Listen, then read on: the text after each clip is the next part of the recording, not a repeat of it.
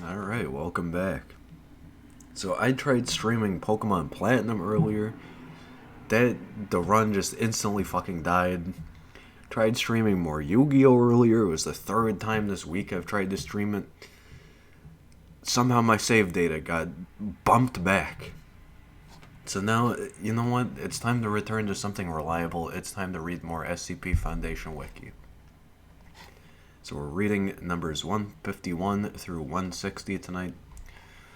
And hopefully I don't blast off into a coughing fit, because goddamn, I just coughed my fucking brains out. My throat has seriously been bothering me, so I'm probably going to continuously mute tonight until I figure out how my throat's going to work.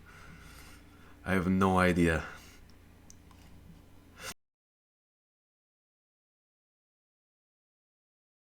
See, right there.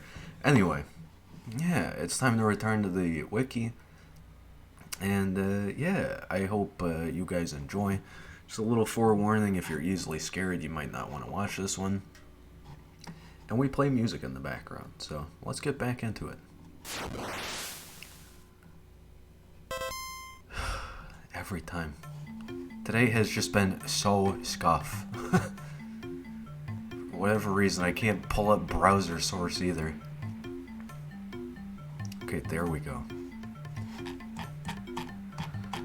So yeah, welcome back to the SCP Foundation Wiki.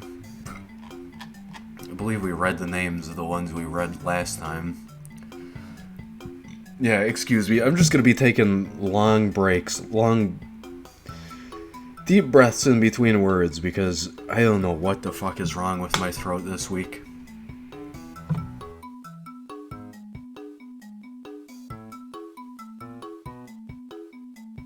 But yeah, we read Codex Damnatio, One-Armed Bandit, The Bladewood Grove, Tibetan Rope to Heaven Man-Absorbing Phone, Bronze Head of Shama, Anachronistic Television, The Telekill Alloy, The Bloodflies, and Ship of Theseus. Ship of Theseus was quite interesting.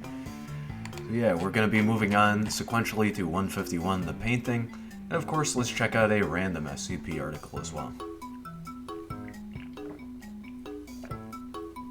Whoa, whoa, whoa, whoa, whoa. We got another 001 entry.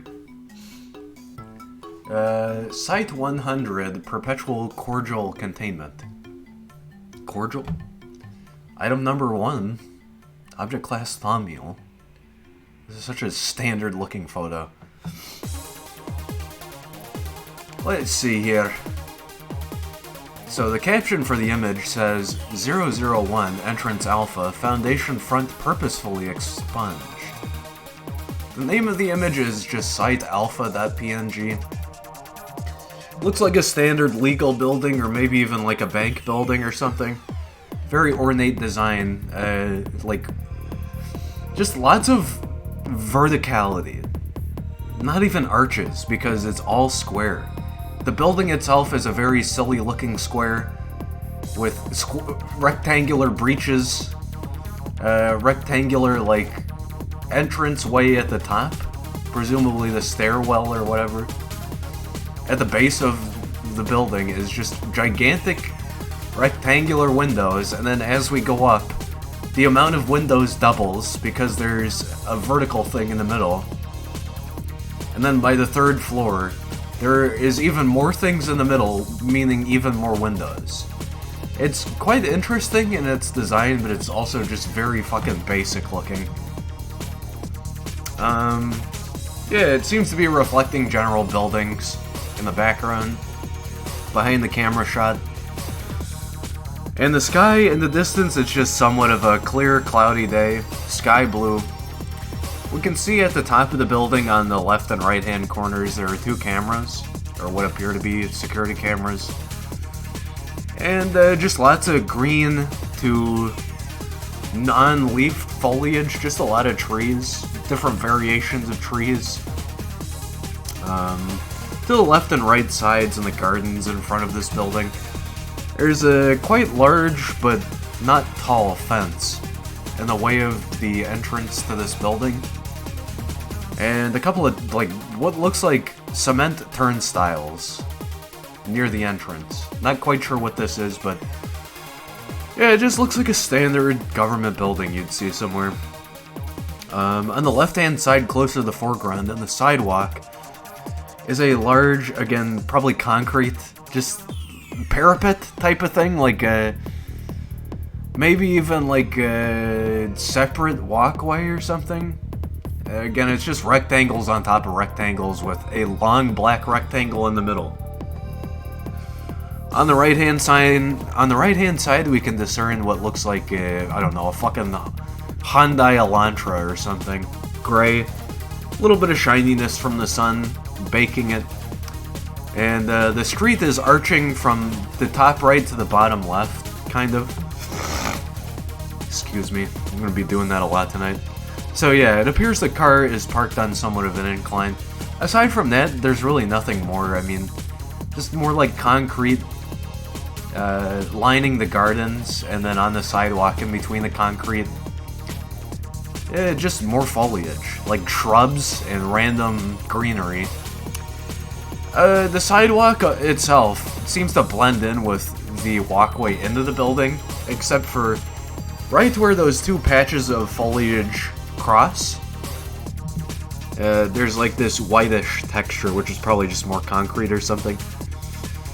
And yeah, the sidewalk and the entrance are just this very tan to yellowish orange, light colored, maybe even mauve or taupe. I don't know which word it is for brown. Just a very light brown pavement. Yeah, just your standard street. Looks like there's a bike lane, and then it's divided by like 2 lanes per side or something, with a large crack running through the middle of the street from the cameraman's perspective. Wait, what? Oh, that's 151. Kinda looks like the fucking Windows 7 background or something, or Windows Vista.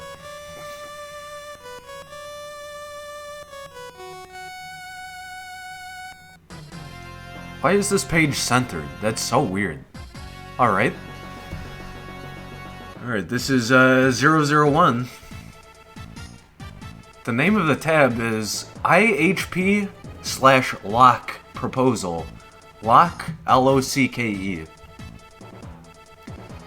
Special containment procedures. 001K containment cycles are to be monitored from observation stations no more than 15 meters away from the relevant containment area or threshold, using systems that do not compromise the integrity of the cycle. The 001X containment cycle... Wait. What? No, oh, it's K, okay. I just can't see it too well. I'm gonna zoom in. That is so much fucking better. The 001K containment cycles must be maintained at all costs. Containment cycle failure has a non-zero chance of generating a spontaneous K-class end-of-the-world scenario. Certain members of personnel during the course of their employment at the Foundation either acquire or awaken anomalous properties that make them unfit for continued duty at their previous positions. These include, but are not limited to, manifestation of a chronic anomalous illness, such as lycanthropy, class 3 or below, Stevenson syndrome, and photonic gastric discharge syndrome. Are you fucking shitting light? Manifestation of spectral phenomena, particularly Deering-class hauntings. Tooltip 1. Referring to a pattern of haunting where an entity latches onto a single individual for the sole purpose of tormenting them, named for technician Philip E. Deering. And Hirose class manifestations, footnote 2, scenarios where a guardian entity of some form manifests around the subject. Sudden expression of traits from anomalous DNA. Awakening of thaumaturgical abilities equal to or higher than class 4, parentheses, quote, Archmagus, unquote, parentheses. Awakening of psionic abilities, particularly Delphi and Doll class individuals. So I've been waiting for something like this. It's kind of the meta, if you've worked for us, this is going to happen to you at some point. Here's the document that helps you. or kills you, whatever. For an expanded list of qualifying conditions, see document 0013, pages 15 to 203. Foundation personnel that meet the above criteria are to be removed from their current positions and reassigned to 001. This is to be viewed as a form of punishment by the larger Foundation in an effort to discourage individuals from actively attempting to acquire anomalous capabilities. The term Keter duty is to be used to refer to this as reassignment. I see one I recognize here. Locations that are listed as the site of reassignment are to similarly reinforce the idea that Keter duty is a highly undesirable punishment. This list currently includes Point Nemo, Cape Mod, Antarctica, Vladivostok,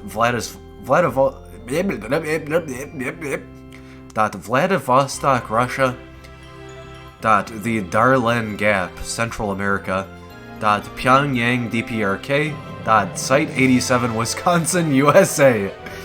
Okay, I guess there's a Foundation facility in Wisconsin, where I live. Site 36, India. Foundation Halo Facility, Gilgamesh. Footnote 3, Tooltip 3, whatever. An early Halo model, notorious for its tendency to list heavily to one side due to a faulty gyroscope. Okay. Stonehenge, United Kingdom. Roswell, New Mexico, United States of America. Various Foundation waste disposal facilities. Any assignment in a national capital, i.e. Washington, D.C., USA, and Ottawa, Ontario, Canada. Any non-Foundation military encampment or base. Lunar Area 32. Upon arrival to Site 100, individuals are to be escorted directly to administration for orientation and explanation of their new assignment and administration of memetic agents in order to implant knowledge of various non-intuitive pieces of information regarding 001, such as the layout of Site 100, the location of personnel quarters, and the measures necessary to properly dispose of waste within the facility. Each of 001's routes are to have signs staged at either terminal, giving directions for all necessary instructions and rituals required to traverse them, as well as listing travel restrictions. Thresholds within the containment sectors that do not lead into routes are to have an 8-meter exclusion radius in all directions enforced by armed guard. Personnel may only cross thresholds that correspond with their individual clearance levels. In the event that the threshold leads to an extraterrestrial or extra-universal location, said personnel must also be accompanied by a contingent of personnel with at least a Class 4 combat certification. This is just them saying you're a liability, but we're still going to use you. Currently, 001 is experiencing extra-dimensional interference, indicating an imminent migration event. Determining the source of this interference is Priority Alpha. Well, I recognize this. The image we see here is literally the Sephira from the Jewish faith, I believe. Whatever else it's called, I forget. The Kabbalah, that's what it is. Footnote 4. Due to a measure passed by the original 5 overseers... Wait, what? Oh. I'm getting to this footnote a little too early. Description. 001 refers to Site 100, a non-Euclidean facility that was either constructed or discovered by the Foundation in the early 1900s. There we go. Footnote 4. Due to a measure passed by the original 5 overseers, the exact nature of 001's origin has been purposefully lost. Entrance Alpha, the primary entrance to 001, is currently located in the southwestern United States.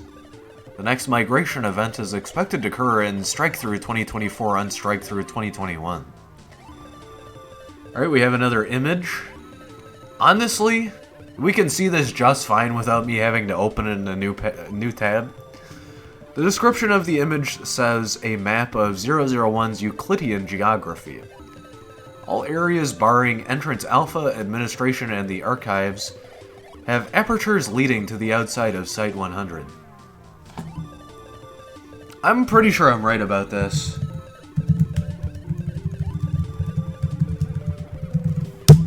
Kabbalah Tree of Life Saphira.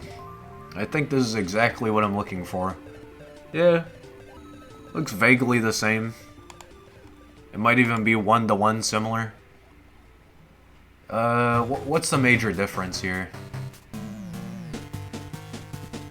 No, it looks roughly the same, just maybe not the same number of Saphira in the structure. It definitely has inspirations, and you can definitely see some Hebrew characters. That's definitely a reference.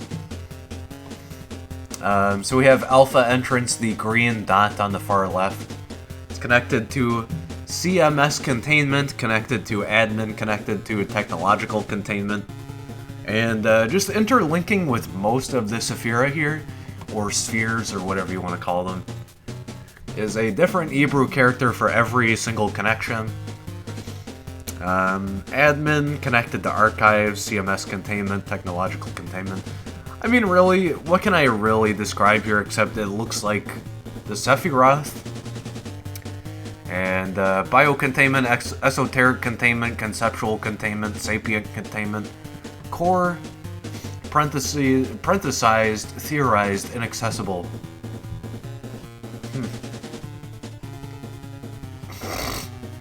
The interior of 001 has been excavated from at least one extra-dimensional space, with anomalous transit corridors, colloquially known as routes, connecting them. These routes possess various anomalous properties, and are typically in an exterior and natural environment of some form, despite 001 being entirely subterranean. For example, Route Aleph, or Aleph, connecting the archives to the core, is a volcanic beach that abruptly terminates in a sheer obsidian wall that extends into the horizon. Fish that appear to be made of living igneous rock are found swimming in the waters. Route Beth, which connects sapient containment and the core, opens into a large hallway with walls made of glass and mirrors, similar to an archetypical funhouse attraction. Similar to an archetypal funhouse attraction. Individuals who attempt to walk through Route Beth inevitably end up at their starting point. Route Daleth or Route Daleth, connecting conceptual containment in the core, is a vast glowing ocean with no transversable path. Due to the nature of conceptual containment, constructing or bringing in a water-faring vessel is highly impractical. Route Vav, connecting esoteric and conceptual containment, is a vast field that is filled with various varieties of fruit trees that is incapable of being crossed. A year-long expedition into Route Vav resulted in failure after a member of the expedition team expressed a desire to return.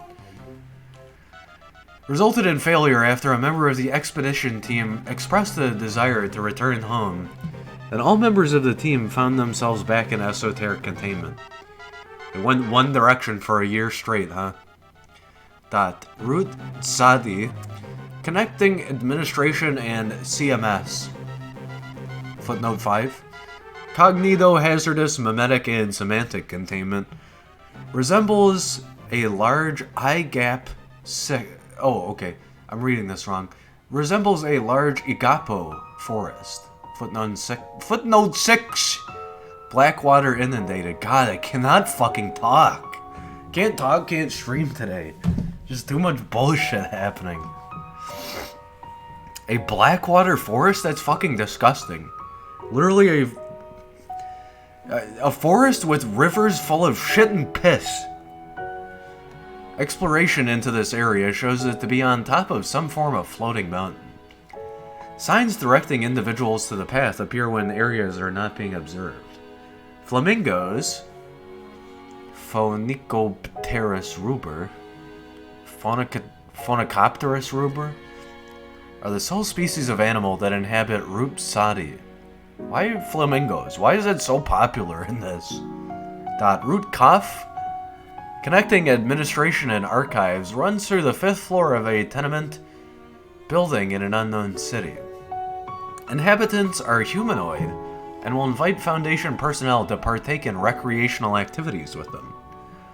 Root Shin, connecting sapient and conceptual containment, acts as the primary power generator for Site-100, as it contains several hundred perpetual motion machines, which generates a constant 8.7 gigawatts of electricity.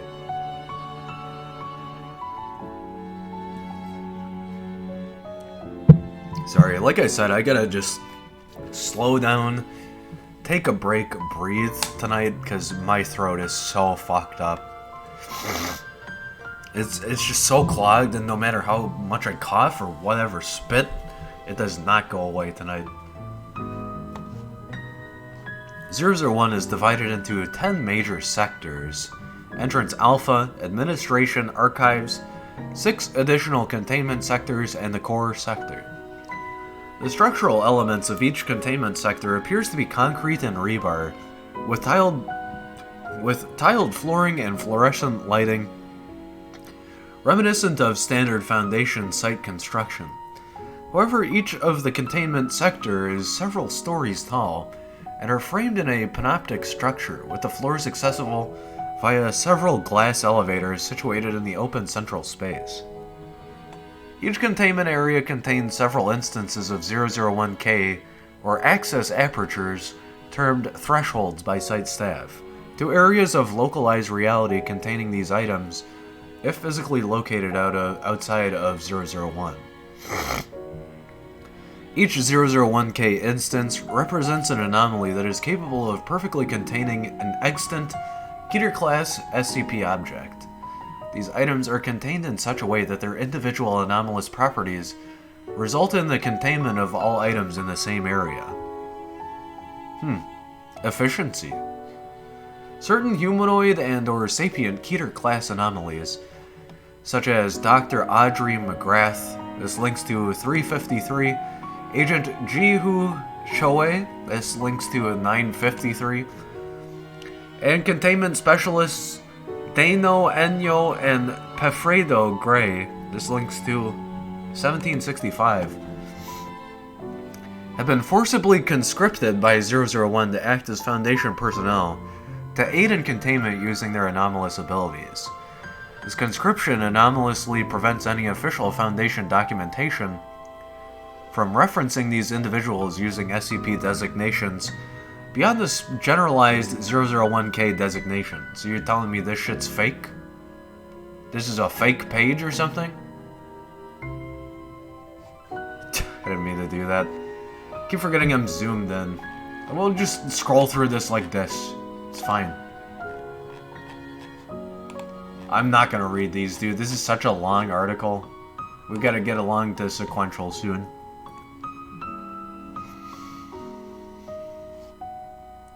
In the event that a newly created or discovered anomaly is designated as Keter class, 001 will begin a process of judgment. During this, at least one section of wall within a containment area will recess into itself, with a short summary of the SCP in question, typically less than 3 sentences, written upon it. Following a period between 2 weeks and 7 months, if 001 deems the item as needing to be contained within itself, the recess will deepen and expand, and the corresponding SCP object will appear inside it, alongside a second newly generated 001K instance used to contain it. This 001K instance is generated along with relevant documentation, such as containment procedures, images, and occasionally experiment logs. Individuals mentioned in these logs recall taking part in listed experiments, but cannot remember when they occurred. What the fuck? Did the Foundation just get so powerful they just have a meta Foundation object?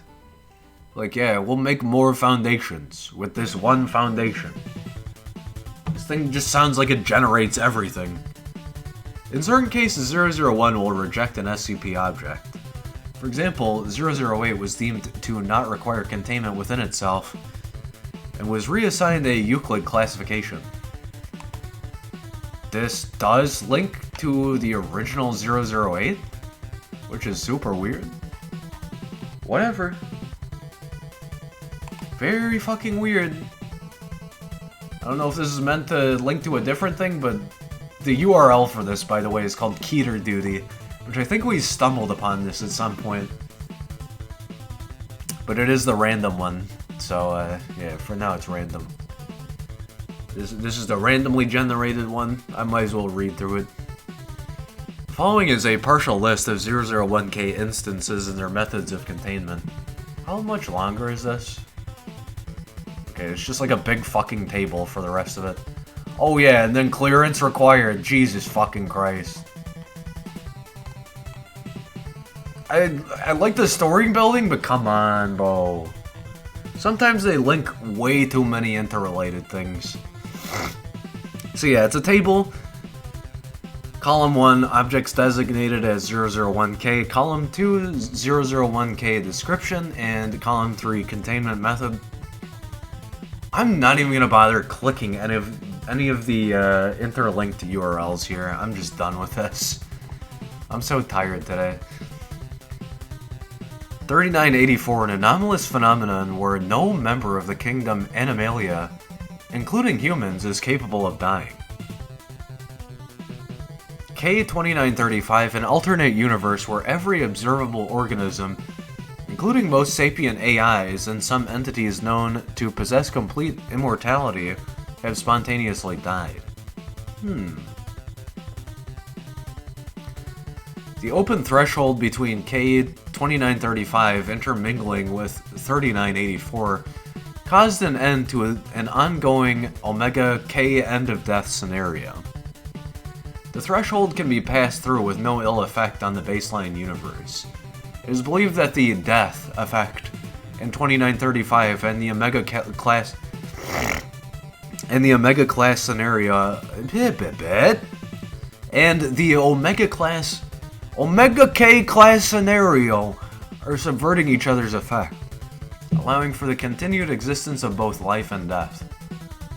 Organisms within K2935 have begun to decompose due to bacteria and fungi unintentionally introduced from Site-100, effectively reintroducing life into K2935 universe.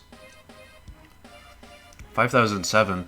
An entity of unknown origin that inhabits the Bass or Bass Strait, a body of water between mainland Australia and Tasmania.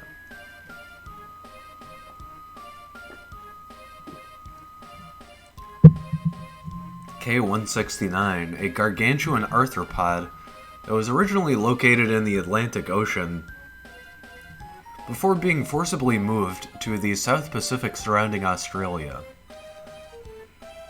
Following the consumption of a vast amount of K169's mass, 5007C is currently believed to be choking on K169 due to the sudden appearance of several large barbed growths on the carapace of the surviving portion, holding it in place.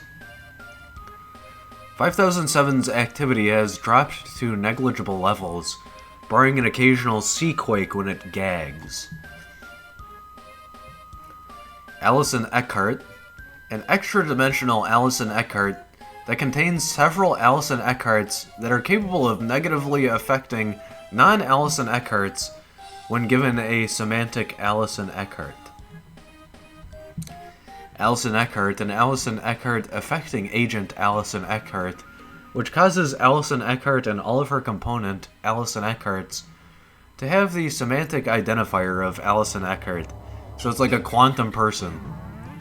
The semantic identifier of Alison Eckhart was introduced to Alison Eckhart, causing all instances of Alison Eckhart within Alison Eckhart to be assigned the semantic identifier of Alison Eckhart. As Alison Eckhart cannot properly function with concrete semantic identifiers, all Alison Eckhart instances have entered into a quasi-comatose state. This has not affected anomalous entities that are in the same species and or clade, but not associated with Alison Eckhart. What the fuck? Just an SCP existing for the sake of existing. 4040, a pataphysical singularity responsible for the creation and maintenance of Nexus Zone 18, Sloth's Pit, Wisconsin. Another Wisconsin reference, huh? K-1698, a probabilistic anomaly that results in individuals becoming unable to reach or exit specific areas due to intervening circumstances, such as jammed doorways, blocked roads, or errant gusts of wind. Sorry, like I said, my throat is absolutely fucked tonight. 4040 has been cut off from the rest of NX-018, as well as the world, by K-1698's effect. While 4040's gravity prevents the phenomenon from spreading any further. Individuals have been able to reach 4040, but barring the use of other anomalous items or phenomena, this can only be accomplished once per individual. What? Why? 5859, a mimetic vector affecting the phrase e pluribus unum, which results in individuals who handle currency bearing this phrase to join communes cut off from the rest of society. K-2078, a mimetic agent, which references an individual that has run in every US presidential election, who runs on a pro-gustatory platform. Infection by this agent causes drastic behavioral changes in affected individuals, particularly increased appetite. K-2078's campaign platform has included the reintroduction of the E Pluribus Unum motto since 1984. This has altered 5859's intended effect, so that individuals are now compelled to further consume various products of American make, particularly foodstuffs. Further countermeasures regarding obesity caused by this interaction are under consideration. 3003, an extraterrestrial civilization of humans, ruled by 3003-2, a species of sentient microbe, which will attempt to conquer Earth sometime before 2050. K-1233, an entity that resembles an EMU-type spacesuit, proclaiming itself to be the Moon Champion. Entity is highly durable and is capable of flight speeds exceeding Earth's escape velocity using its jetpack. That's pretty fucking based. Although what happens when you crash back down on Earth? Do you burn? Burn on re-entry? The threshold leading from 001 to 3003 is inaccessible by all 3003-number instances, but K-1233 is capable of free ingress and egress. The display combat capabilities not documented in the file created by 001. These capabilities seem specifically suited for destroying 3003-1 and 3003-2 instances. Currently K-1233 is leading a large-scale rebellion against 3003-2 made up of liberated 3003-3 instances. Full eradication of 3003-2 is expected by 2029. It's like some virus that takes over exoplanet humans, and there's a third version of it that's like good, I guess. Otherwise, the previous two were tyrants. The tyrant virus. 5501, a wet plate camera from the 1800s, along with 18 photographs, which act as apertures into an alternate reality filled by immensely hostile entities. Like the fucking GTA hostile enemies cheat code. K-1983, an extra-dimensional space containing hostile Tartarian entities which collect the hearts of humans and can be repelled by prayer.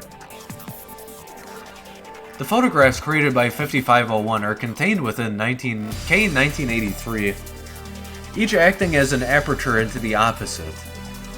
The K-1983-2 instances invade the alternate reality to collect hearts, and 5501 breaches into K-1983 in order to attack K-1983-2 instances. So really, this is just a bunch of shit, TM, where they set up big problems and found a solution to big problems. It's just like self-perpetuating solutions to self-perpetuating big problems.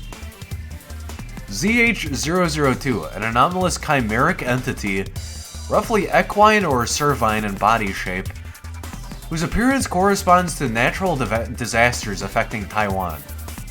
Why? What the fuck? That's so random. K-239 is Agent Seguros Wotan's daughter, a 20-year-old type green humanoid of Icelandic descent, capable of spontaneous matter and energy alteration. Following 001's judgment process, a threshold leading to Taiwan opened within biological containment. This threshold is mobile and always leads to an area that is within half a kilometer of ZH-002. Agent Wotan's daughter has used her abilities and training with equine anomalies to tame ZH-002 to the degree that a thing can be accomplished.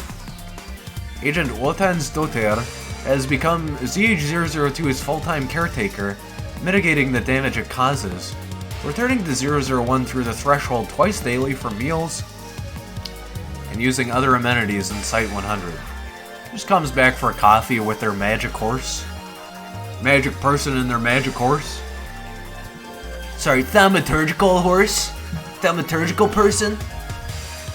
3852, a phenomenon wherein an anomalous cadaver manifests in a small community, leading to the lynching of an individual accused of the murder.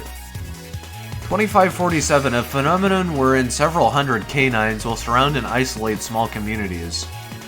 2547 is led by K-2547-1, a sapient coyote who wears a black coat and a crucifix. He just shows up, bro. He's like, it's the wolves. I'm a furry, lol. It's the wolves. They're all dressing up and killing people, I swear. Don't you dare kill more humans. What the fuck? A sapient coyote who wears a black coat and a crucifix. This sounds like a fucking Helsing character. Hellboy character, if anything. K-2547 appears and quarantines the community where 3852 is manifested. 2547-1 proceeds to hold a trial regarding the alleged crimes of the 3852 instance, acting as the judge, prosecution, and defense simultaneously for a process of trilocation. The defense tactics of 2547-1 consist of either holding the town's water supply permanently hostage, if the individual is not found innocent, confounding a jury of non-anomalous humans with circular arguments, or finding itself in contempt of court leading to a mistrial. Okay. Wolfman just shows up and fucks around until he gets banned. PL-122, an area of land in Poland which decays and/or corrodes organic and inorganic matter. Knowledge of PL-122's location causes this decaying effect to spread. K-1262 is a vegetal mass that is capable of growth at an incredibly rapid rate, approximately 0.7 kilometers per hour. The decaying effect of PL-122 is effectively smothered by K-1262's rapid regrowth, limiting its decaying effect. Due to the massive amount of plant growth, the true nature of PL-122's anomaly cannot be discerned by personnel observing it.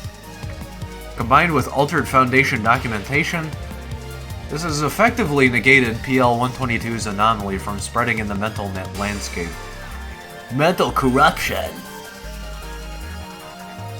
55, parentheses unknown. We've most certainly read this. Yo, this is the one by QNTM. Okay. Big reference there. 579 data expunged. Can't fit square pegs in round holes. I see. It's an anti-meme. It's got its whole entry pages. It's got a whole fucking book associated with it. Only 9 of the 10 sectors of 001 are accessible. The core of 001 has been completely cut off from the rest of 001 through the 3 connecting routes, Aleph, Beth, and Daleth, either terminating or being unnavigable using current available resources. Despite this, several Foundation expeditions to attempt to reach the core have been undertaken, with each expedition revealing new information about the nature of the core. In April of 2021, an expedition successfully reached the core of 001. The following containment cycle is inaccessible to all but the administrator of the Foundation. Its cycle is contained within the core of Site-100, alongside a sealed document. Addendum: Site-100 Central Containment, Level 6 over 001 clearance required. Well, I guess officially by viewing this, we have administrator clearance for this read-through now. So from now on, we can never get blocked from anything. So it says, the clearance, and then it says, hello, architect. It's another table, but it's just a few things. Literally a few things. 001 Pickman, a sapient universal force that causes reality to resemble fictional narratives in structure, and to frequently manifest trope-like phenomena and behavior. 001 Tufto, an expression of the conceptual struggle between pre-modernity and modern. 001 Tufto, an expression of the conceptual struggle between pre-modernity and modernity, known to the larger Foundation as the Scarlet King. Nice Scarlet King reference. At the end of everything, we hold on to anything. The red entropy will claim all but the narrative. Someone will tell the story long after we are gone. The King's children say we raise trees to put up monuments to our narcissism. Our topsoil is data, with trees of concrete sprouting from it, bearing fruits of creation, tended to by gardeners calling themselves a bedrock. Royalty lives and dies, but a story is eternal. Royalty lives and dies, but a story is eternal. God, my fucking brain, dude. There's another included image. It's just what appears to be... Well, the caption for the image is, "We see you." And it is what appears to be just a beach landscape. And in the far distance, we can make out the silhouette of a humanoid. Profile facing to the left, or west, potentially. You know, it's probably not west, taking into account sun's position in this photo. And then close to the foreground, back further along the beach, is what appears to be another humanoid figure carrying a child. So, two more humanoid figures. There's a bench. And honestly, it's just a lot of typical foliage you would see for a beach. Just a ton of cattails. A lot of sand leading up to the beach. What appears to be like maybe a lifeguard station or something. Some triangle is sticking out over there. And yeah, it's just a very beautiful sky. The ocean or lake in the distance, reaching out to the horizon. It's quite cloudy, but lots of blues to light purples to oranges to reds to pinks, and great yellow towards the horizon. It's a very late afternoon turning into night photo. The sun has probably set or is setting mid-photo. There's not really much else to describe about that.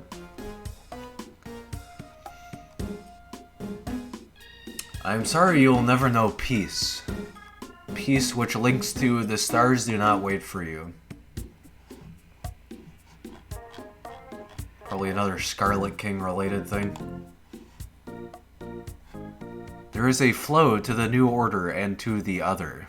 You can see it too.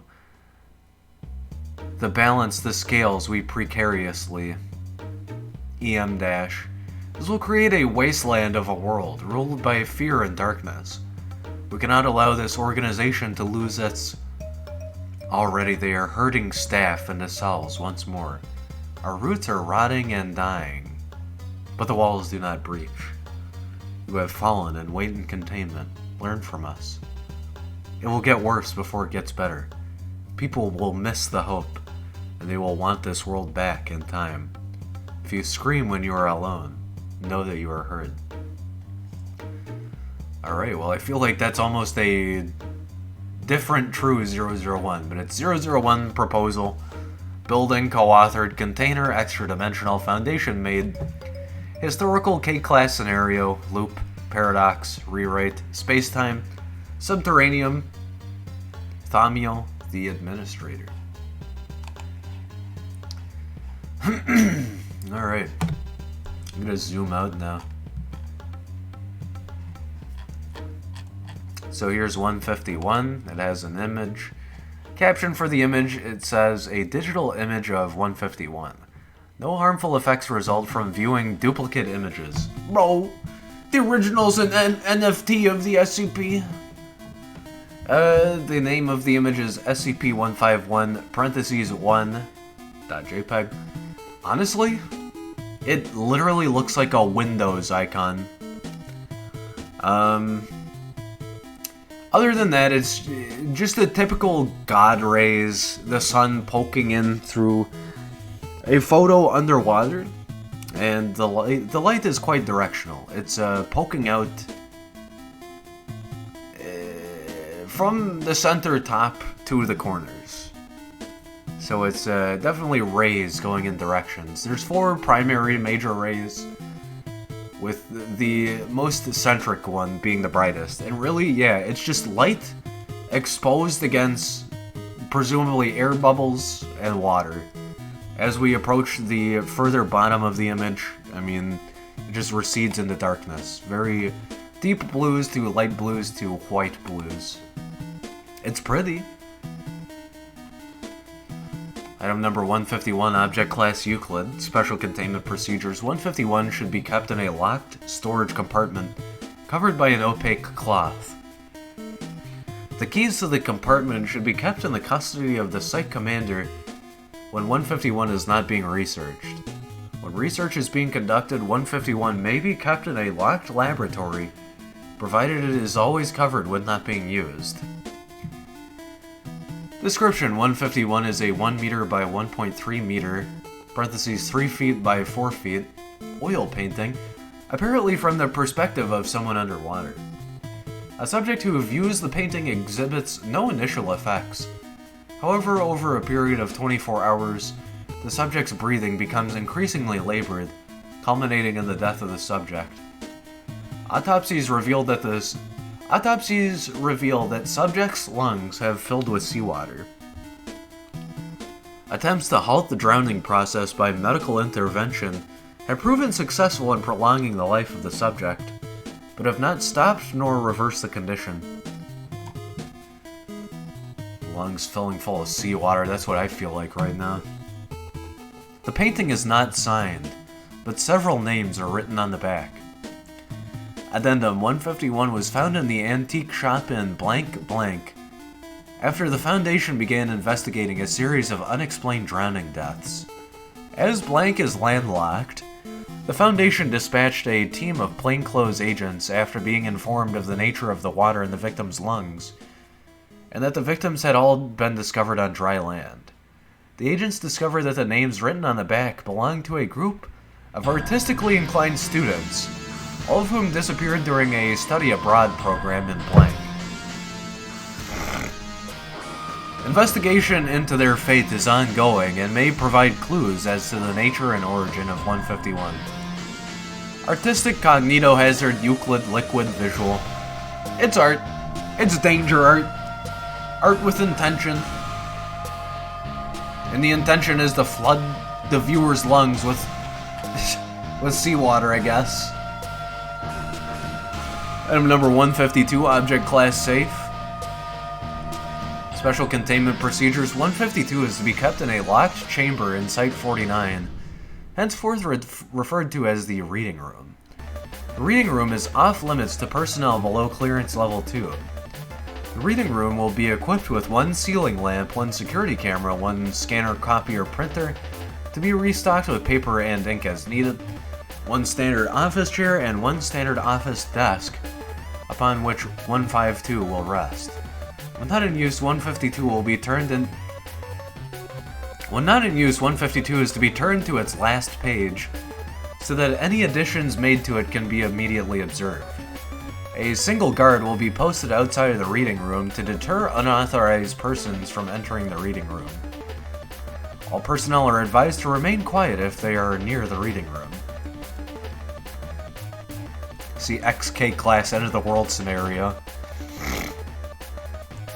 Description: 152 is a large hardbound book with leather bindings. The paper inside resembles vellum and is written upon in black ink. The contents of the book consist entirely of a series of entries that describe apocalyptic events, which are not always XK-class end-of-the-world scenarios, but invariably deal with the extinction of humanity.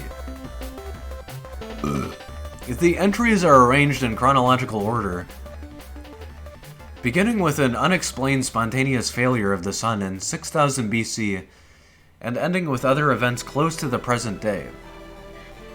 Many of the entries describe apocalypses caused or facilitated by objects that are or were in Foundation custody, or are of a paranormal nature.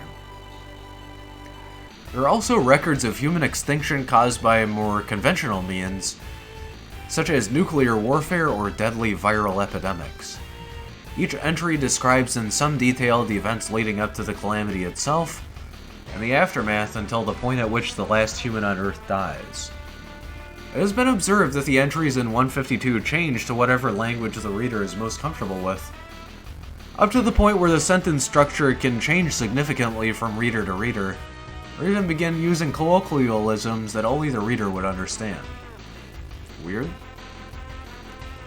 Fucking changes into Esperanto? Only the basic meaning of the entries remains constant. If multiple people are looking at 152, it will read in the personal language of whomever began reading first. If no one is directly observing 152, it will display the language of whomever let it rap. What? If no one is directly observing 152, it will display the language of whomever read it last. Rarely, words will appear in the book that do not translate, and instead appear as horizontally arranged calligraphic characters which have not been matched to any known language. To the best knowledge of Foundation historians, most of the information contained in 152 is accurate, diverging only at the point where the apocalypse occurs. In almost all cases, the difference is that a few key decisions were apparently made differently in 152's version of history, leading ultimately to mankind's annihilation. Nuke book. 152 resists all attempts to change or write in it. Inks, graphite, charcoal, and other marking materials do not adhere to the pages and are easily brushed off. Lasers or other heat sources do not burn into the paper. Close inspection has revealed that foreign substances are stopped from actually coming into contact with the pages. At least 5 micrometers of empty space are always present between the pages themselves and any foreign materials that might come into contact with them. For this reason, 152 does not decay, which also means that it is proven impossible to determine 152's exact age. 152 is self-updating, with newly inked entries and new descriptions of how the last human died appearing at unpredictable intervals, always on the last page of the book. The date that a new entry appears corresponds with the date given in the entry for the death of the last member of the human species. When space becomes an issue, extra pages appear along with the text, and the spine of 152 broadens accordingly. There have been triple blank updates to the book since it came into Foundation custody. As with past events, 152 has proven to be up to date on current events until a point at which a catastrophe occurs. Because recent entries frequently concern entities or groups of interest to the Foundation, including the Foundation itself, 152 is to be checked regularly for any information of importance. I thought they were going to say it's restricted, because it's so dangerous. Addendum 1. With the acknowledgement made that letting this thing lie around where the public could find it is dangerous to us,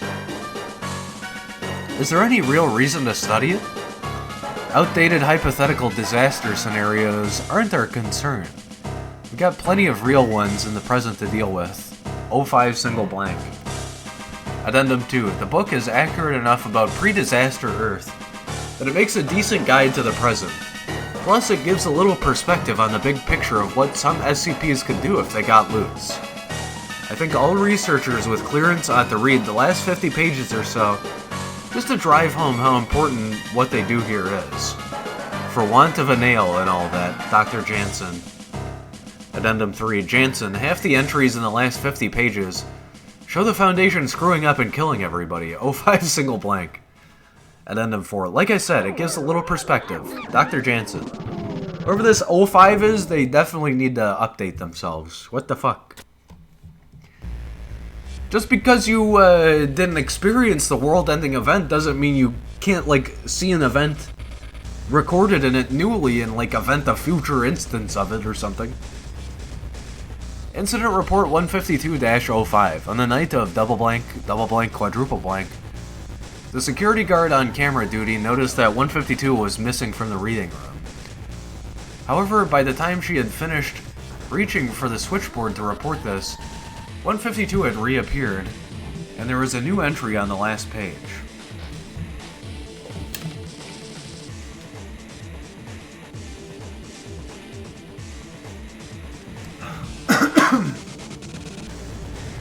I love it when my headphones absolutely fly out of my ears at Mach 5 speed. Just because it was like slightly tangled on the edge of, whatever the fuck this is called. My desk drawer. Literally just the smallest tangle possible, and it fucking jet rockets out of my ears.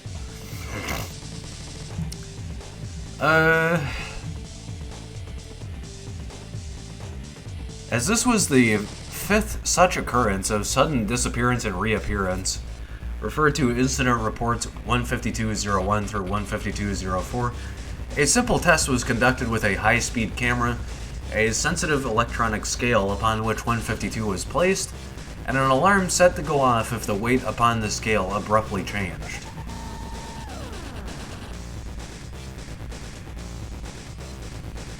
The next three updates to 152 all set the alarm off, and the high-speed camera revealed that 152 vanished from sight for exactly 1 second each time.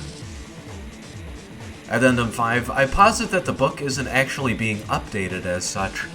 It's actually being replaced, and each time it changes we are actually receiving a new edition of it. I would very much like to find out where these are coming from. Dr. Jansen. Document, historical, indestructible, K-class scenario, predictive, safe. Cool, I guess.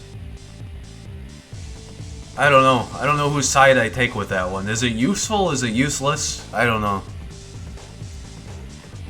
Alright, here's 153. Object Class Euclid Special Containment Procedures. Specimens of 153 are to be kept isolated in acid-resistant containers measuring no less than 10 meters by 10 meters by 5 meters, partially filled with sewage and organic material at Bioresearch Area 12. Every 4 hours, both the level of organic content and the structural integrity of each container must be checked.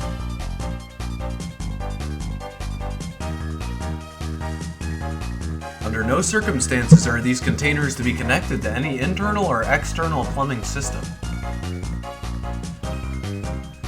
Specimens of 153 almost certainly still exist in the wild. Any reports of people mysteriously disappearing from showers and bathtubs must be investigated immediately. Agents must be equipped with infrared and ultraviolet sensors to circumvent 153's camouflage. Like a fucking shit and poop monster. Specimens should be brought alive to Area 12 if at all possible. Description: 153 appears to be a species of nematode, parentheses roundworm, that can reach up to double blank meters in length and double blank centimeters in diameter. Specimens of 153 live in sewers and drain pipes, and while specimens of 153 can live off of most any organic material, they prefer to consume animal tissue. Specimens of 153 excrete a highly acidic substance similar to data expunged from their mouths and gullets, and they have the ability to camouflage themselves both outside and in. 153 has developed a hunting technique where a specimen will swim up a shower or bathtub drain, dissolve the drain cover with its acidic saliva, and camouflage its gullet to look like a standard drain. That's fucked. Shortly after a human enters the shower or bathtub, the specimen data expunged back down the drain, leaving almost nothing behind. The entire process usually takes less than... quintuple blank seconds? Why? Huh? Why'd you use such a big number for seconds? Addendum 153.01. Specimens of 153 are to be kept isolated from each other, except under controlled breeding conditions. Dr. Kovalanskaya. Addendum 153.2. Incidents in blank suggest that specimens of 153 have started attacking people through sink drains, toilets, data expunged. Researchers are investigating how such an apparently simple animal can develop such relatively sophisticated hunting techniques. Addendum 153.03. Dr. Kovalanskaya has received approval to start a breeding research program with 153, with emphasis on genetic engineering. The program data expunged, as well as a potential method of organic waste disposal. Addendum 153.04. A controlled release of 153 instances has been approved as a potential containment method for stalling the spread of 2717. Approval pending. Alive, carnivorous, Euclid, invertebrate, metamorphic, mimetic, predatory, species vermian. Here's 2717 for you really quick. Alright, 154, another shorty. I like these short ones.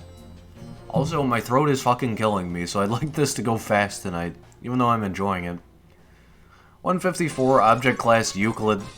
Special Containment Procedures. 154 is to be kept within Weapon Locker 8. In Armed Research Site 47. Personnel wishing to research or use item must submit the required request forms. Anyone attempting to remove the item without clearance or from outside of the facility is to be terminated on site.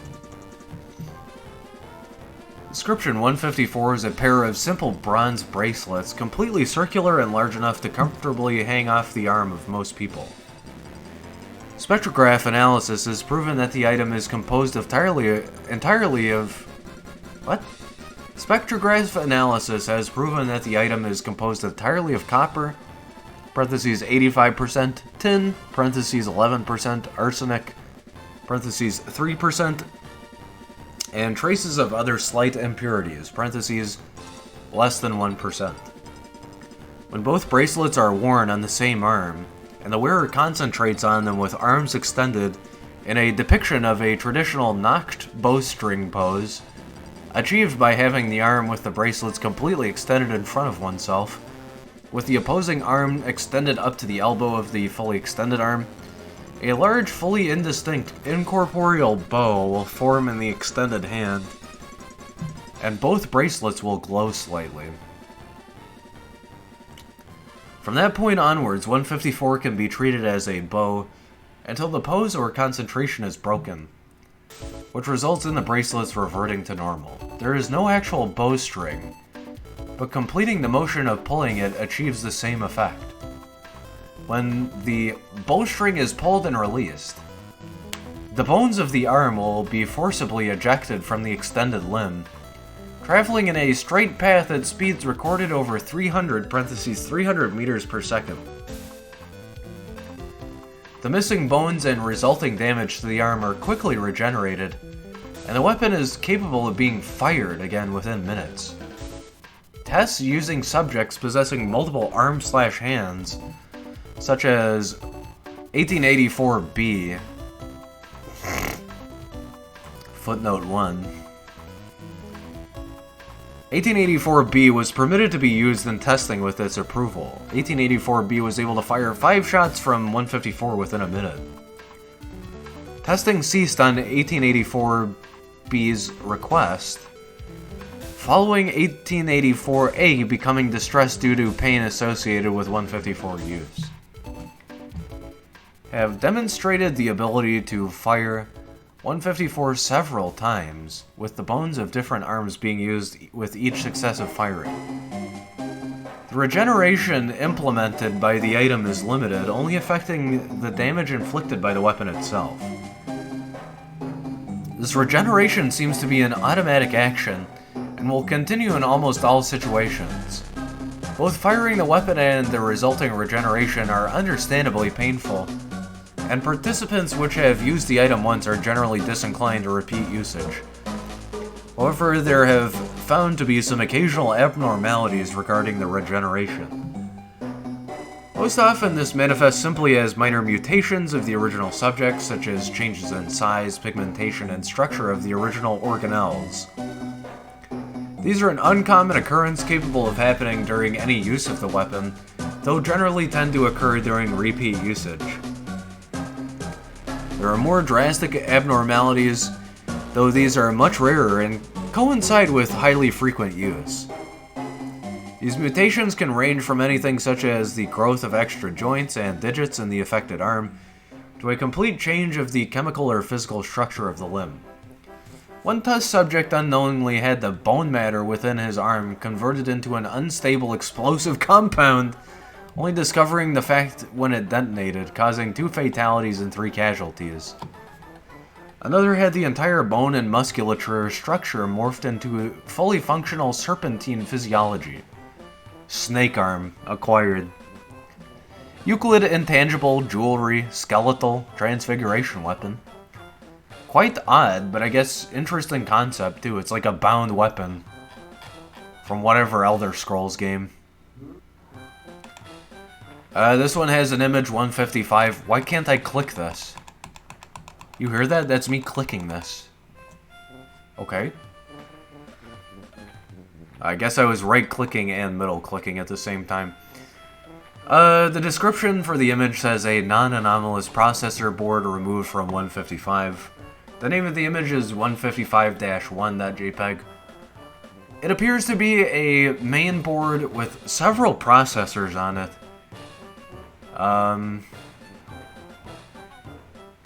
I want to say it has 10 CPUs, potentially. It might be 10 CPUs and then 4 whatever these units are, and then whatever this central unit is as well. But it is definitely a PCB with some sort of computing aspect to it. Looks like it's lined with batteries or whatever these are. Transistors or something. If I try and zoom in and read the processor description... Fucking keyboard, dude. It looks like it says, Cray GA, bunch of numbers in it, NNJ 3711 Delta Delta, more indecipherable alphanumeric, and then it just says Canada. It's an impressive image. I don't really know how to describe this other than the fact that it just seems like a slottable, weird memory unit. Who knows what this is used for? It might even be a standalone computer, and these gold plates are like electricity inputs. Who knows? It definitely seems to be a multi-processor computer. 155 Object Class Safe Special Containment Procedures. 155 is contained in a heat-treated and radiation-shielded containment chamber at Site Double Blank. Recovered documentation and the reverse engineered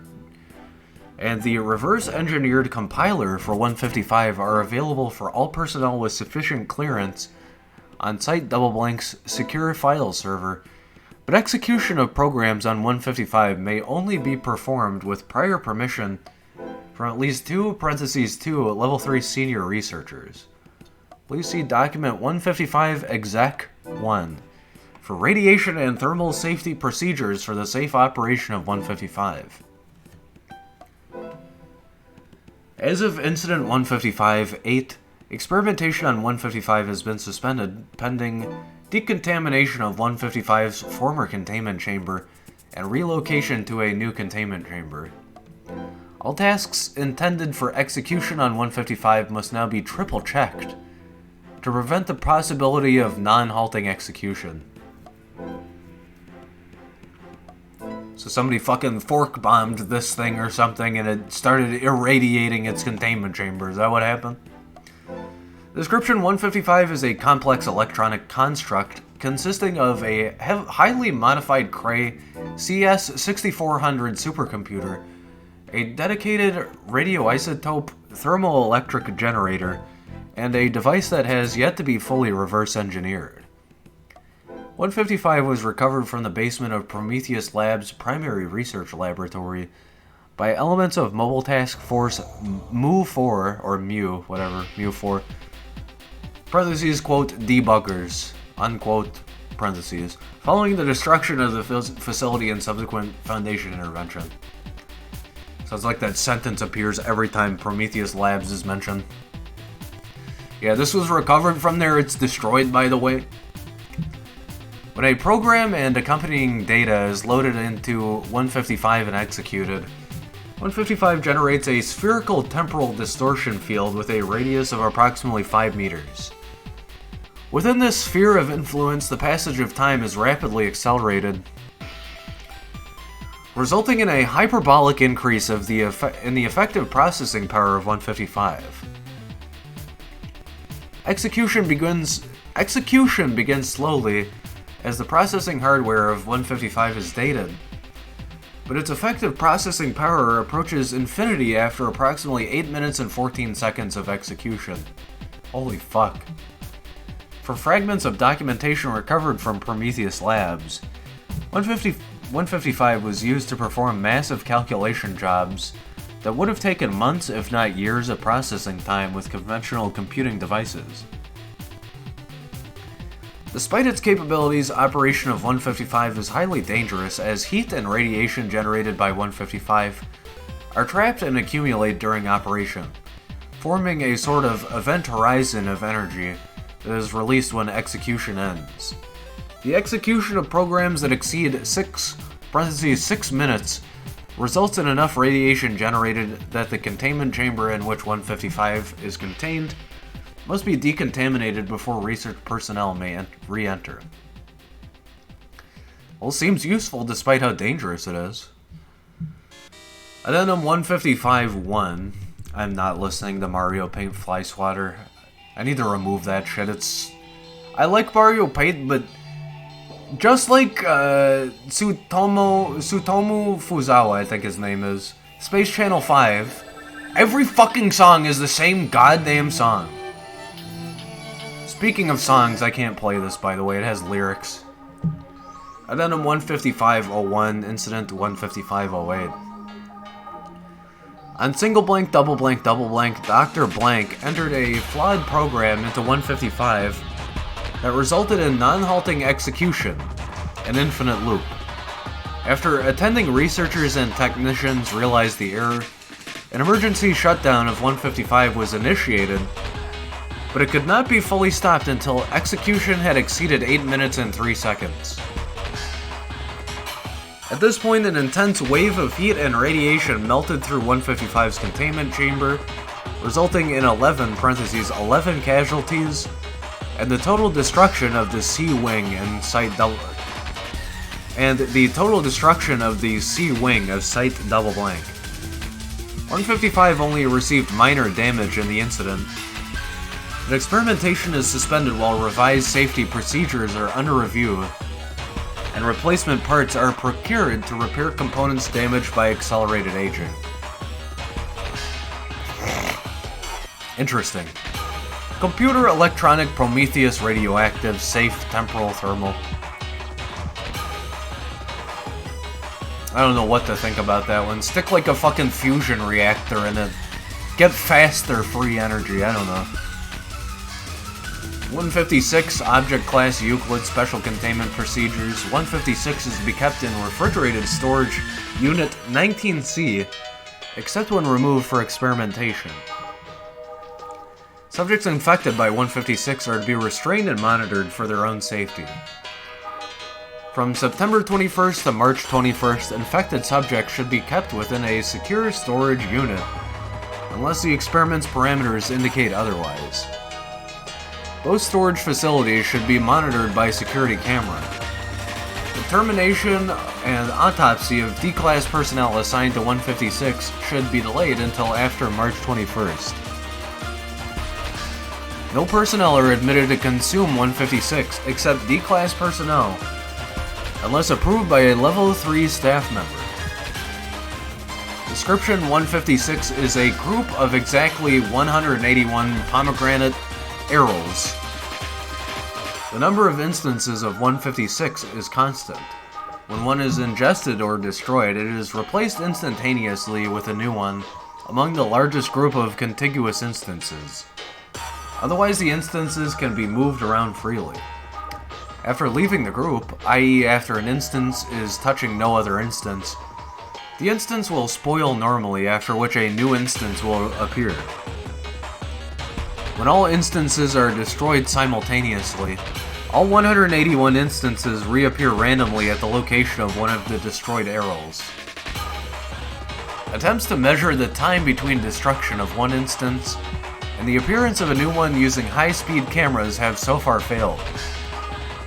Instant pomegranate! If 156 is ingested between March 21st and September 20th, subjects display no signs of infection until noon of September 21st, when all vital processes abruptly cease. A similar effect is observed immediately when 156 is ingested after September 21st. Despite being technically dead, post-mortem examinations of subjects have been unable to discover a cause of death. Subjects appear to have been in perfect health aside from many pre-existing conditions. While dead, subjects do not show any signs of decomposition through the bodies. Subjects do not show any signs of decomposition, though the bodies of many subjects begin displaying bruising and scarring consistent with torture. While the majority of subjects suffer these wounds, not all do, and no reliable formula has been discovered to predict which subjects will be affected. Subjects remember little of the intervening time period. While most subjects are entirely aware that any time has passed since their apparent death, some claim to recall a pale white male face in a wilting pomegranate tree. Subjects continue to die and reanimate annually on September and March 21st respectively, until killed by another cause. Reanimation only occurs from deaths caused by ingesting 156. Like a fucking hibernation fruit or something. After undergoing a single death reanimation cycle, subjects began displaying high levels of distress and paranoia as time approaches September 21st, even if they have not been made aware of the death reanimation cycle. Furthermore, subjects will take extreme lengths to avoid taking any sort of risk or danger to their person, even if they had displayed risk-taking behaviors prior to ingesting 156. Over the course of multiple death/reanimation cycles, these psychological symptoms become more pronounced. At the same time, physical symptoms during the dormant period increase in intensity for the subjects suffering from them. Eventually, physical wounds on subjects will begin to emulate burns and puncture wounds. Many subjects gain a phobia of dogs and dead plants after 3 to 5 reanimations. After several deaths caused by 156, the ocular tissue undergoes necrosis in many subjects. This tissue does not reanimate with the rest of the body. Often after 10 or more reanimations, reanimation of bodily processes will occur, but the subject will fail to regain consciousness, entering a comatose state. Death and reanimation continues annually even after subjects have reached this stage. 156 came to the attention of the Foundation after an incident in blank Greece, after blank people died on September 21st, 19 without apparent cause. The Foundation became involved after locals reported the return of several of the dead who had been interred in above-ground vaults the following spring. After questioning these subjects, all reported having attended a party at the house of one of one A blank K blank who had been buried and was found asphyxiated in her coffin. 156 was discovered within the house, fresh, despite the intervening 6 months since the incident. Testing commenced on D-Class personnel on August double blank and 19 double blank. D E1562-4, the first test subject, died on September 20 single blank 19 double blank and was autopsied. No cause of death could be found. Subject was left under monitoring and storage. On March 20 single blank and 19 double blank, subject began to show brain activity and subject's heart began beating despite the body having taken significant damage during the autopsy. DE1562-4 expired shortly thereafter without regaining consciousness. Arl's given SCP status and no longer term testing was ordered.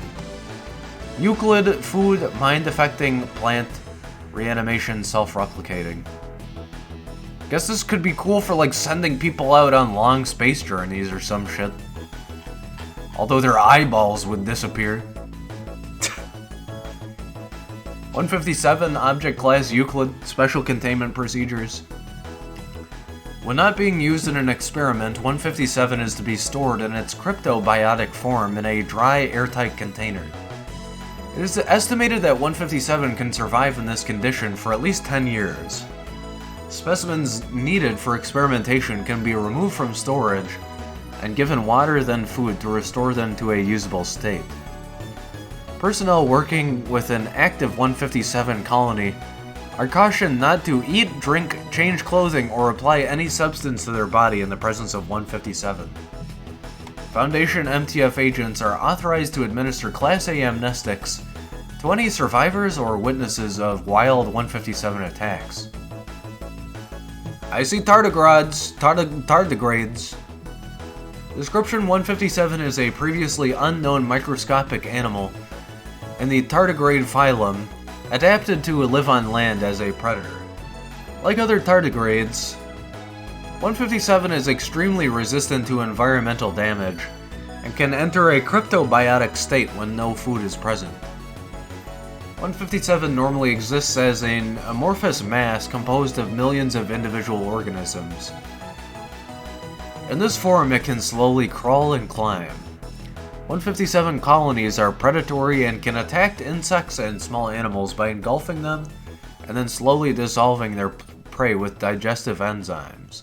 Humans and other large prey are not normally attacked directly by 157 colonies, as they are too large to engulf, and long-term contact is necessary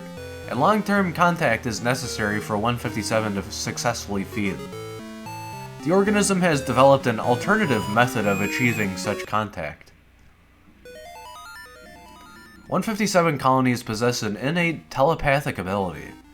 When in the presence of prey that is too large to directly attack, the 157 colony will use telepathy to present the illusion of something its prey wants to eat, wear, or apply to its body. 157 is highly toxic when eaten. Someone having done so requires antidotes to redacted and redacted within 20 minutes, as well as immediate gastric surgery to remove the portion that was eaten. When applied to human/animal skin, 157 will produce an anesthetic to encourage prey to ignore pain and leave the organism in place.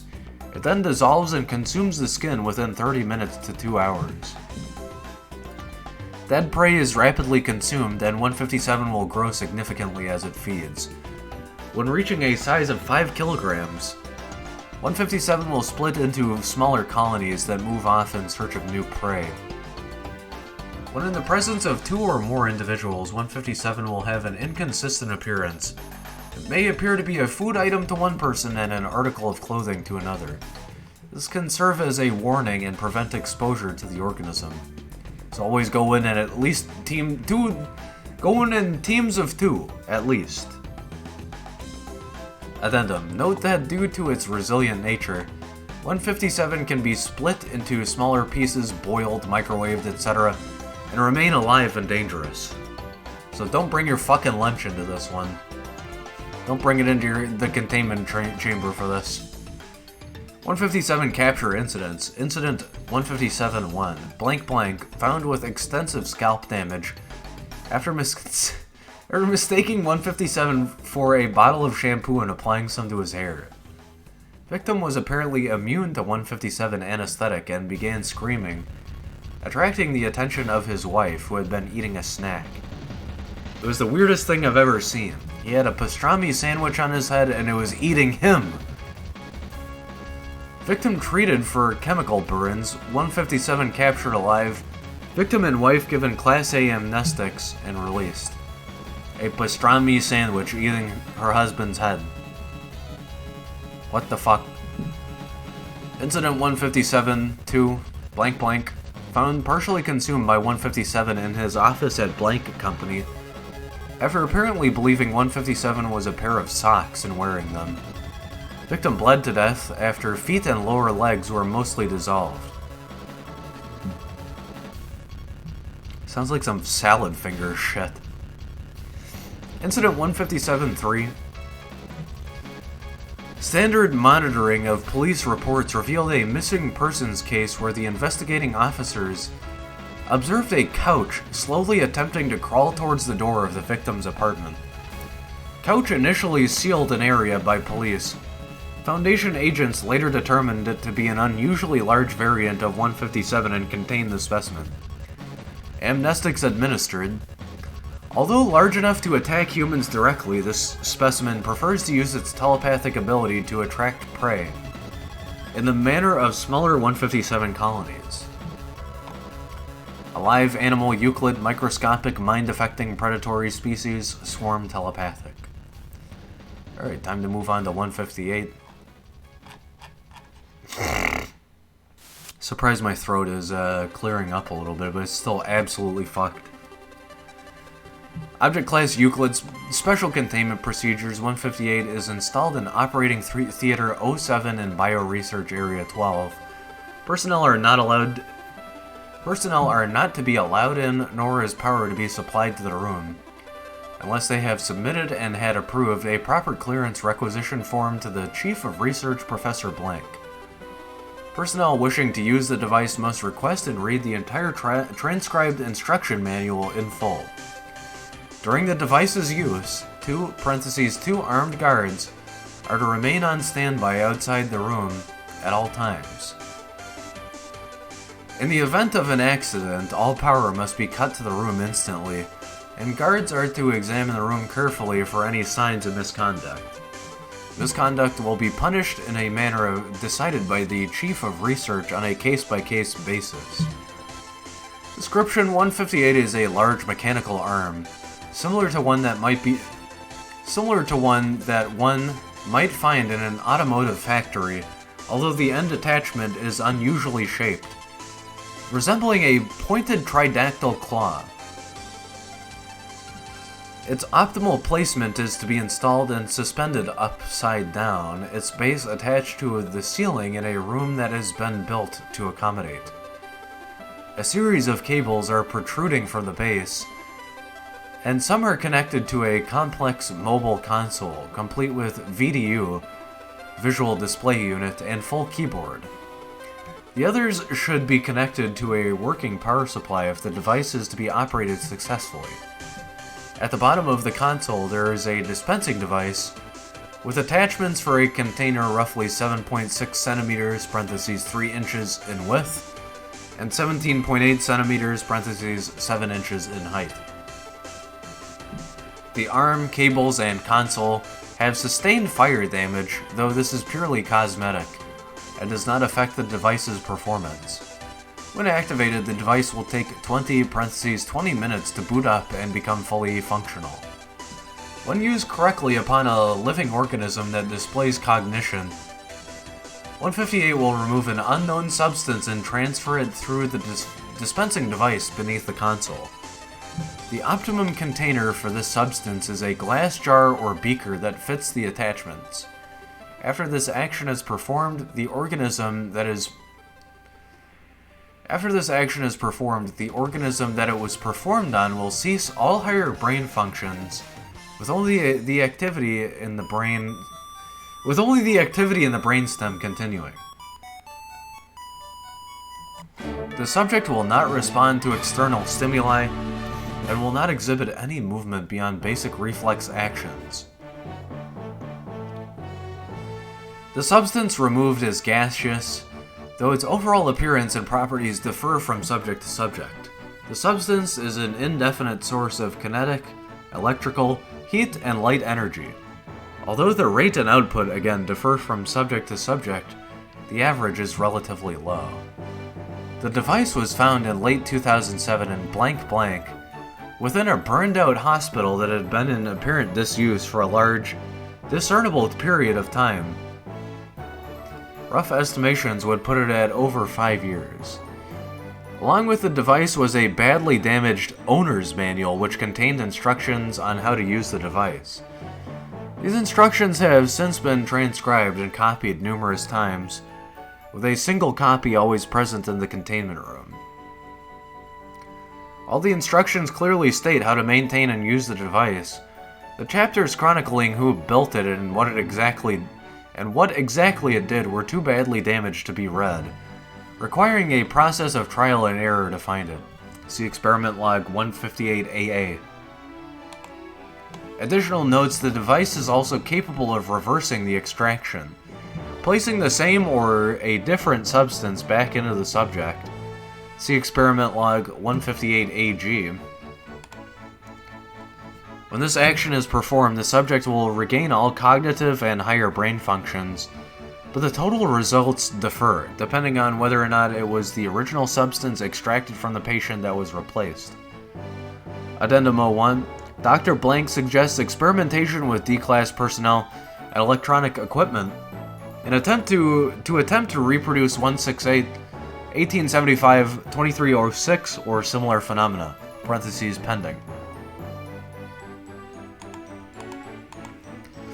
Addendum 01A. Inspired by the previous addenda, Regulator Blank has hit on the ingenious notion of using 158 on a test subject, then exposing the body to 217 until the virus runs its course, and finally re-injecting the contents back into the transmogrified body.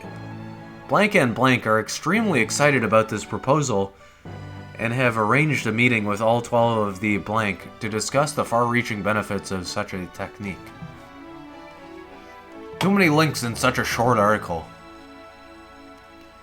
Ectoentropic, Euclid, gaseous, mechanical, memory affecting, mind affecting. Here's Experiment Log 158AA. Experiment Log 158AG. 168. 1875. So many fucking hidden pages in this one. I don't even know why I'm opening these. Again, I guess if you want to pause for a second. What the fuck? Corrupted. 2306. This actually looks like a flash drive that I have. I hate these. It's meant to be like a metal thing that protects the USB's, USB itself, the connector unit. I have it right here. But literally, listen to this. This thing is so fucking loose. It just opens itself all the time. Maybe I have my own SCP object. Oh no, that's right, never mind. Is a black and silver 16 gigabyte flash drive. Sorry, mine's 4 gigs. I don't even think it stores that much anymore. It's so fucking broken at this point. Alright, yeah, I'm not reading any of that. No thanks. I'm tired. Alright, here's 159, Object Class Safe Special Containment Procedures. 159 is currently kept in a secure storage locker at Site Double Blank. Knowledge of 159 is restricted to those of Level 3 or higher, and access is restricted to Level 4 or higher. 159 may not be used by any personnel except for extenuating circumstances. O5 Command may order 159 to be moved at any time that it becomes necessary to use 159 to prevent a destructive scenario. In the event that 159 is utilized in this way, it is to be powered by a dedicated high-efficiency generator, and a spare supply of fuel is to be kept on hand. There is to be at least 2 personnel on standby during 159's operation at all times. Description 159 has the appearance of a standard neon sign reading "Open," of the style commonly found in small businesses. When 159 is displayed through a window of a building and deactivated by removing it from a standard power outlet, footnote 1, as opposed to utilizing the on/off switch, the building will become impossible to enter by any means. The locking effect ceases immediately when 159 is reattached to a power outlet. If 159 is switched off and then removed from its power outlet, its effect will not activate. When 159's locking effect is active, the structure which it is displayed within will become effectively indestructible from the outside. Building materials will withstand forces that would normally destroy them, up to and possibly surpassing moderate artillery bombardment. The affected structure will remain completely undamaged. Testing has shown that protected structures will be unharmed by heat, hurricane-speed winds, kinetic force, undermining, tunneling, explosive charges placed on the outside of the structure, electrical current, microwave, ultraviolet, X-ray, neutron, and gamma radiation, and vehicular impact. Persons within a structure affected by 159 may leave at any time, but may not re-enter until 159 is deactivated. The effect persists if windows, doors, and other portals are open, with outside forces continuing to yield as if they were closed. Buildings affected by 159 will continue to receive utilities such as running water and electricity. However, supplies will be strained of foreign materials and chemicals upon entering 159's boundaries. Additionally, a buffering effect appears to prevent forces such as shockwaves and extremely high heat from penetrating the surface of the affected building. D-Class within the structure during artillery tests reported that the concussive forces rendered by test weaponry was greatly muted to the point that an open container of water did not react. If a piece of 159's tubing expires, it may be replaced by a matching part. 159's effect will manifest whether or not there is neon tubing installed. Personnel are to replace 159's neon parts if they fail. 159 will fail to activate if it is unplugged during a power outage. Appliance electrical indestructible, safe. It's quite a weird, I don't know, conceptual one. Also fits like the whole notion, once the store's closed, nobody comes in. I've done plenty of those. 160, Object Class Euclid Special Containment Procedures. 160 is kept in a secure biocontainment chamber at Site Double Blank. 160 is to be fed live prey in the form of a rabbit or other animal of similar mass once per week, with feeding to be performed via automated delivery system only. Experimentation with 160 may only be performed with prior permission from at least 2 level 3 personnel, and any personnel entering the chamber must wear an armored suit at all times. Description 160 appears to be a quadriflyer unmanned aerial vehicle, UAV, with a diameter of approximately 1.1 meters at its widest point, similar to the Redacted model manufactured by the Redacted Corporation. It is devoid of any identifying marks or manufacturing labels, though visual inspection of 160 has revealed signs of scratches and other superficial damage, indicating that prior identifying labels may have been removed. 160 operates continuously and completely autonomous from any identified control source, and exhibits behavior similar to that of predatory birds. It will actively hunt prey such as rodents and other small animals, and, upon locating such prey, dive down at high speed and impale its prey with what appears to be a metallic proboscis. Analysis of its prey shows that it then injects a highly caustic substance that liquefies the internal organs and extracts the resulting slurry. 160 will generally avoid humans and larger animals, but has been recorded using its proboscis in self-defense. Proboscis, whatever. Injuries inflicted by 160 are extremely painful and can cause death via liquefaction? And can cause death via liquefaction of vital organs or internal bleeding. Further research on 160 is underway, but has proven difficult due to 160's continuous operation. Tranquilizer darts are ineffective as 160 appears to be entirely composed of non-biological components, and requests to attempt a low-intensity electromagnetic pulse to disable it have been rejected due to possible unforeseen damage. Yeah, if notable markings can be scratched off, then it can probably be damaged easily. 160 was discovered by Foundation agents on single blank double blank 2000 single blank, following multiple reports of household pets from the town of Redacted disappearing and subsequently being found dead under unusual circumstances. 160 was quickly identified and lured into a transport vehicle by a containment team and subsequently taken to Site Double Blank.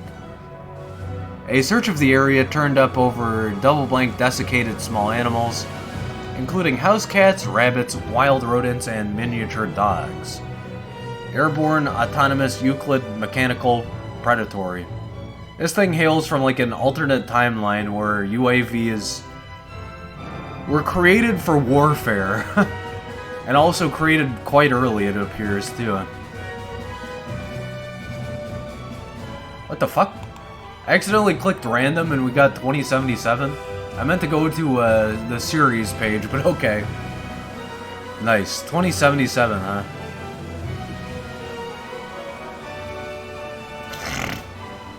Alright, 151, the painting. 152, the Book of Endings. Book of Endings, not the Book of Endings. 153, Drain Worms. 154, Offensive Bracelets. 155, Infinite Speed Computer. 156, Reanimating Pomegranate. 157, Mimetic Predator. 157, Soul Extractor. 159, The Perfect Lock. 160, Predator Drone. 160, Predator Drone. God, I cannot fucking talk. Well, we've still got plenty of time, I guess. We might as well read 2077. It ain't time for 177 yet. 2077, level 4 over 2077 classified object class Keter. There is an image.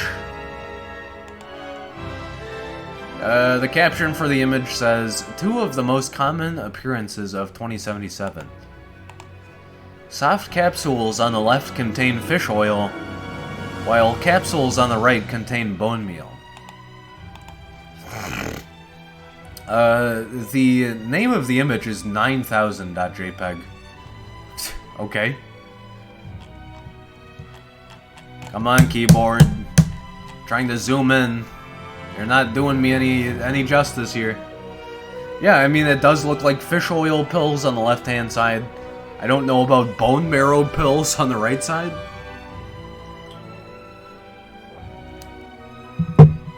But definitely like a golden to yellowish to orangish set of 6 pills on the left-hand side. On the right-hand side is 5 pills with, just what looks like a gray powder. Both different types of gel caps. Right side pills look like the type of openable gel caps, and the left side look like a solid, uniform, sealed gel cap. And yeah, there's a little bit of light reflecting on the shadows for the fish oil caps. A little bit of shadows on the bone marrow caps, and in the background is really just what appears to be like a either plastic or paper standard uniform like a manifolded pill tray, if I could guess. Otherwise, it's just like a bluish white perforated background. I don't even know what it is. It's like multiple vertical rectangles with like a rectangular border in between of each rectangle. No idea what else I could say about this. Special containment procedures. All drug retailers are to be monitored for instances of 2077. Confirmed instances are to be confiscated and tracked to their source of origin if practicable. Human consumption of 2077 is to be discouraged via campaigns and outreach programs intended to educate individuals on the dangers of unregulated imported prescription drug use. The Foundation is to maintain and distribute functioning generics of brand name of...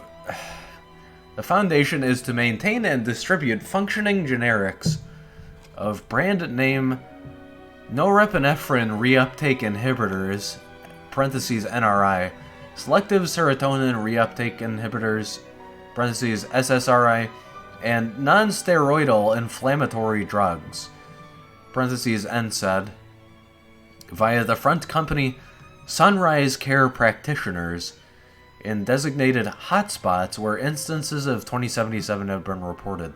Is this like the fucking sun pills? I might have read this before, if that's what it is. Like, light in a pill, or whatever it was called. I think it was literally called sun pills.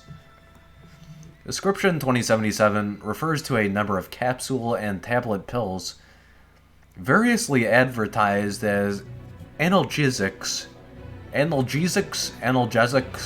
anti-anxiety drugs, antidepressants, and anticonvulsants, manufactured by an unlicensed company going by the name The Stuff Industry, and represented by a logo of a crudely drawn house with a shining sun perched atop the roof.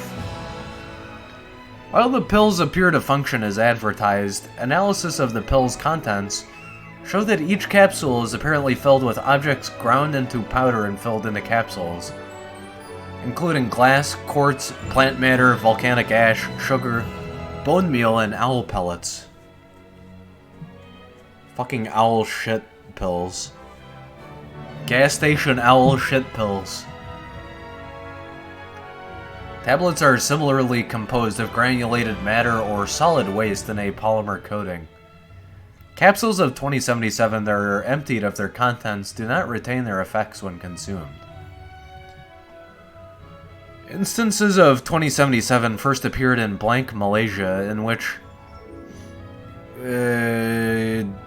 double blank thousand, so double thousand blank.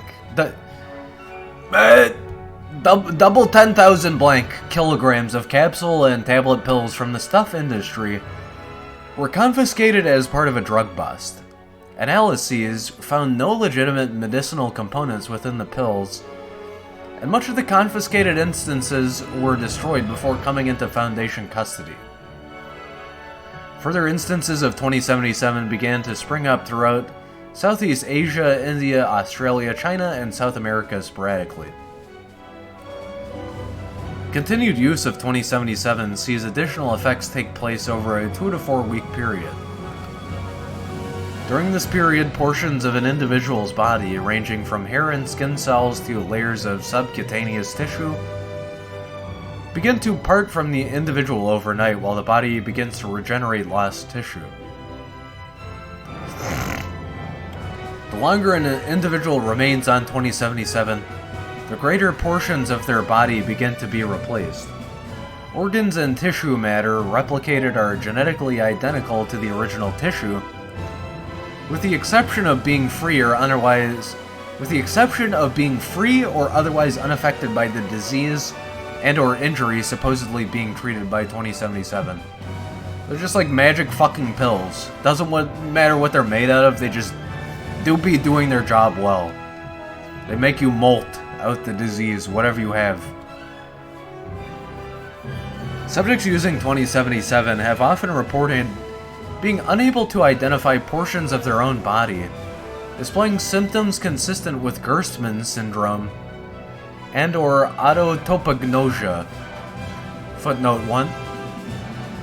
A cognitive impairment typically resulting from damage to the left hemisphere of the brain.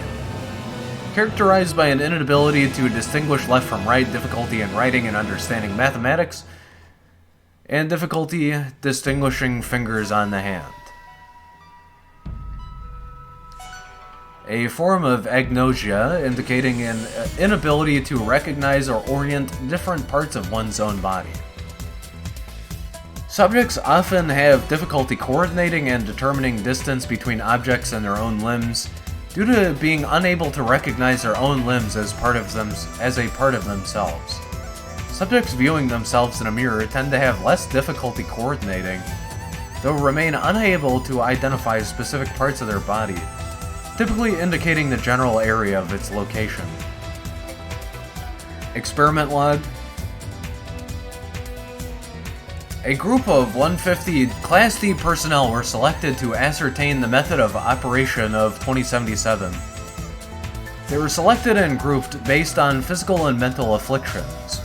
Group 1 was told of the reported effects of 2077 and were administered placebos. Group 2 was told of the reported effects of 2077 and were administered capsules of 2077 emptied of their contents. Group 3 was told of the reported effects of 2077 and were administered the contents of 2077 placed in different capsules. Group 4 was not told of the reported effects of 2077 and were administered unaltered capsules of 2077. Group 5 was told of the reported effects of 2077 and were administered unaltered capsules of 2077. This is the control group. Testing unfolded over the course of 3 months. Group 1, placebo. It's a table. Time versus effects. 3 weeks, no reported effects. 6 weeks. 11 of 30 subjects claim to be recovering. No measurable improvement has been found. 9 weeks, no reported effects. 12 weeks, no reported effects. 15 weeks. 5 subjects claim to be cured of their mental afflictions. Psychological evaluations indicate this to be false. No further result has been detected amongst the group. Group 2, empty. Again, it's just the same table for all of these. Time versus effects. 3 weeks, 1 subject experiences chest pains, determined later to be unrelated to experiment. 6 weeks, 4 subjects report feeling improved from their symptoms. Subjects were afflicted with various respiratory illnesses. I need some of these from my fucking throat right now. 9 weeks, no reported effects. 12 weeks, no reported effects. 15 weeks, no reported effects. Group 3, alternate capsules. 3 weeks, 6 subjects complained of stomach aches and suffered from brief gastrointestinal issues, later determined to be due to reaction to 2077 contents. 6 weeks, 19 subjects report small improvements in overall health. No measurable improvement has been found. 9 weeks, 1 subject briefly hospitalized due to increased level of sodium caused by 2077 contents. 12 weeks, no reported effects. 15 weeks, no reported effects. Ugh. Group 4, 2077. 3 weeks. 28 of 30 subjects experience effects of 2077, including loss and duplication of fingernails and teeth, followed by layers of skin and fat. Footage of the subjects sleeping indicate deep abscesses forming on skin, which burst and cause the layers of skin and fat to come away. When blood is rinsed away, skin and flesh appear as normal. Shed body parts are disposed of while subjects remain asleep. 1 subject reports significant clearing of acne. You probably don't want to use this to treat your acne, but by all means, dude. 6 weeks, 14 of 30 subjects experience loss of limbs, replaced with duplicated copies. All affected subjects report serious difficulty coordinating with new limbs, and some reportedly are unable to perceive any tactile sensations with their replaced limbs. 9 weeks, all 30 subjects have experienced some loss and replacement of body parts, with 7 reported incidents of rolling my fucking eyes. I'm so tired, hungry, and like my throat is bothering the shit out of me. We're almost done here. 9 weeks, all 30 subjects have experienced some loss and replacement of body parts, with 7 reported incidents of regurgitation of organs, including kidneys, pieces of the liver, and gallbladder. 12 weeks, 4 of 30 subjects are reportedly cured of their afflictions, including eczema, cirrhosis of the liver, renal failure,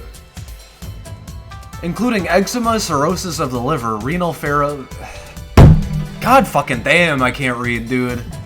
Including eczema, cirrhosis of the liver, renal failure, and insomnia. Holy shit, how does it take so long to read this shit? My fucking brain is melting over a tiny word. 15 weeks, 25 of 30 subjects now report being cured of their afflictions, including all mental afflictions. 21 of the 25 report being unable to identify parts of their body, with some likening it to having prosthetic limbs.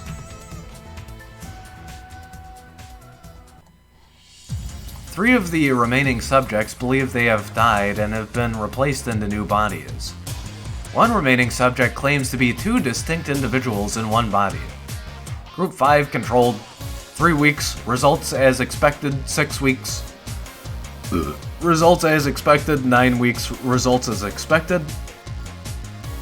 12 weeks. One subject who had not been responding to 2077 suffered a full body duplication. Subject claimed 2077 to have given them a second chance of life, and to be the work of divine intervention. Subject displayed severe symptoms of How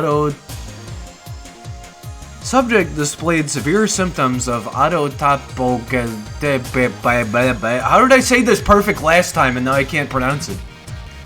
Subject displayed severe symptoms of autotopagnosia and lost all mobility below the waist. Addendum: extreme cases of 2077 consumption. Footnote 3, first noted in a suicide attempt via 2077 overdose, can result in the individual's entire body being duplicated, with the original body coming away lifeless, leaving the subject within their duplicated body. Subjects in this state suffer from severe depersonalization, often experiencing distinct changes in behavior and personality while retaining memories and life experiences. One subject claimed that use of 2077 has killed them, and in effect created a perfect living copy of themselves. In at least 3 documented cases, subjects have described feeling as if they are entirely different people, able to recall personal events while being able to discern between themselves and their former selves. Well, goddamn, am I fucking tired, and I'm glad this is over. I always have fun doing this, but dude, I am fucking gone tonight, so, yeah, I'm glad we at least got one thing done after all the scuff stream tonight, trying to stream Platinum, losing the Nuzlocke 5 minutes in and just saying fuck it.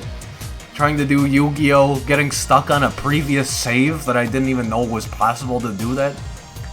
So, you know, we've had some tough winding turns, but I think it was worth it tonight. We got to read some more SCP Wiki. So, yeah, thank you very much for watching. Go ahead and drop a follow on the Twitch channel if you will, please. And I'm going to go ahead and include the social media links in the Twitch chat. If you can't see the Twitch chat, just click the About section on Twitch or YouTube. You'll find all the same social media links over there. And yeah, go subscribe to the 2 YouTube channels, the VOD channel and the Edited Videos channel. Follow the Twitter, come join the community Discord. And that's it, homies. I'll catch you in the next one. Peace.